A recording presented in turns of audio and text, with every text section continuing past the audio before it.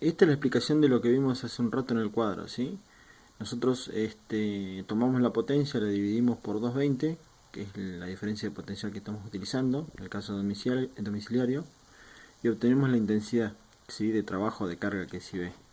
Bueno, el segundo paso, que es lo que está explicado acá, es que yo tengo que seleccionar un conductor, una sección que sea mayor, ¿sí?, a la de la carga, y tengo que fijarme las condiciones, ¿sí?, en las que va a trabajar el cable. ¿A qué me refiero con las condiciones o a qué se refiere con las condiciones del procedimiento? Si lo vamos a pasar por cañería, ¿sí?, los ductos, los conductos, las canalizaciones son por donde voy a pasar el cable. Pueden ser canaletas, puede ser cañería, puede ser soterrado directamente en el piso. Hay muchas condiciones que afectan a los conductores, ¿sí? La temperatura es otra condición que afecta al conductor, ¿sí? Por eso lo tenemos que tener en cuenta. Y todo eso se resume acá. Eso está puesto acá. Y esta es la fórmula matemática que nosotros tenemos que tener en cuenta. Siempre que yo seleccione una capacidad de conducción, por ejemplo IZ, ¿sí? IZ, vuelvo a explicar, es la capacidad que tiene, la capacidad de conducción máxima que tiene el cable. Vamos a ver, para que quede más claro, yo acá tengo el catálogo abierto de Prysmian, ¿sí?, que era el fabricante que yo elegí.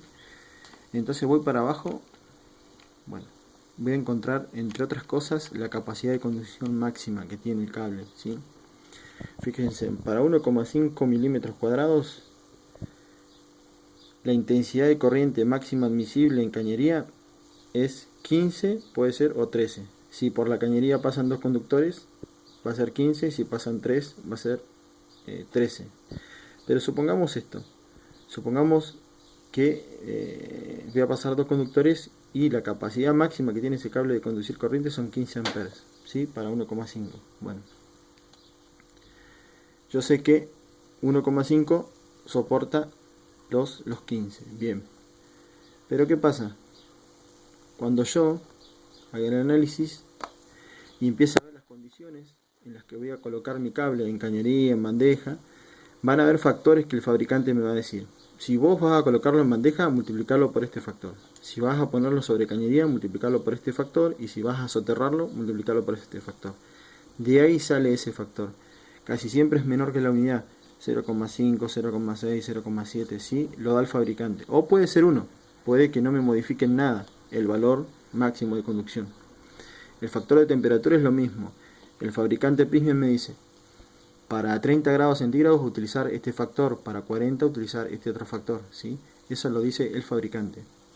Pero lo interesante de esto es que cada vez que yo multiplico la IZ, ¿sí?, que siempre tiene que ser más grande que la IB, porque yo no puedo, por ejemplo, tener un consumo de 20 amperes y poner un cable que me aguanta 15 como máximo, ¿sí?, porque no va a funcionar nunca, se va a quemar el cable, se va a estropear, no puede ser nunca.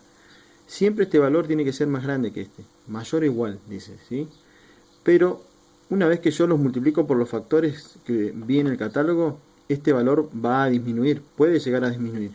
Si este valor llega a disminuir, yo quizás voy a tener que analizar nuevamente y seleccionar una sección más grande que me soporte un poco más, ¿sí?, para que se cumpla esta condición.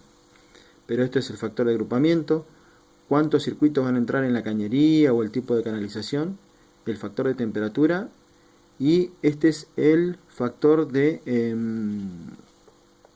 temperatura, factor de agrupamiento y X factor. Eso significa X factor, o sea, el fabricante me puede dar X cantidad de factores por los cuales yo tengo que multiplicar A y Z, entonces lo tengo que tener en cuenta. Pero esto es el factor de agrupamiento y factor de temperatura, ¿sí?